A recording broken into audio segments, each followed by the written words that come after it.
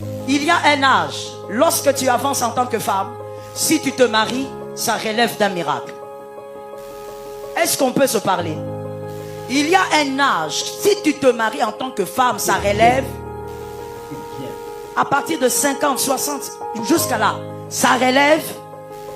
Quand tu te maries, nous tous, nous allons acclamer, on a dit, ah Dieu, il est bon, il est fidèle, tu t'es marié.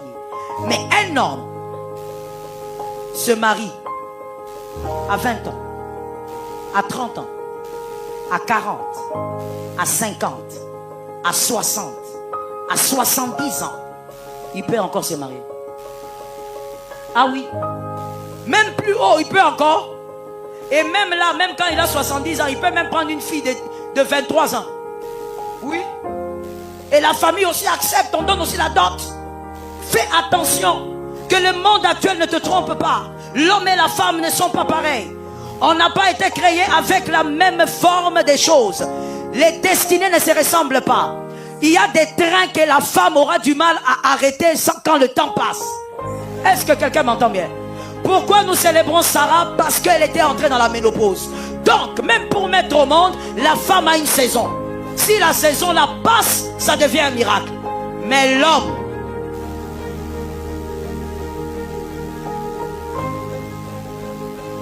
pendant que je parle, est-ce que tu es en train de penser? Il y a un couple qui est allé en Inde, que j'encadre, qui est allé pour un problème de fécondité. Et la fille, si je ne me trompe, la fille doit avoir 42, 43 ans. Le monsieur a 65. Le gars a 65 ans. Et quand ils sont allés, ils ont fait la première démarche. Ça s'est fait, je crois, il y a 2 semaines. Ça n'a pas marché.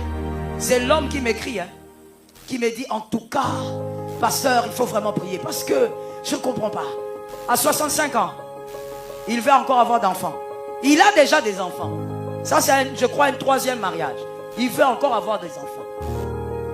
Il est en train de prier. Il dit, pasteur, priez. Ma femme doit tomber enceinte. Lui, il peut encore faire des enfants. Mais la femme, il y a une saison. Il y a un temps. Ne va pas t'amuser dans un terrain pour dire que les erreurs que tu peux commettre, un homme, s'il commet les mêmes erreurs, vous êtes pareil. C'est faux. Est-ce que quelqu'un m'a entendu? Je reprends la phrase parce que je sens la résistance diabolique. Je dis c'est faux. Il y a des erreurs que tu ne dois jamais commettre. Ça ne sera pas récupérable. Les trains, s'ils passent, ça sera compliqué. Je dis à une femme, apprends à garder ce que Dieu te donne. Et tu dois te rassurer que c'est Dieu qui t'a donné. Pour mieux garder ce que Dieu vous donne. Je crois qu'on va finir par ce point ce soir.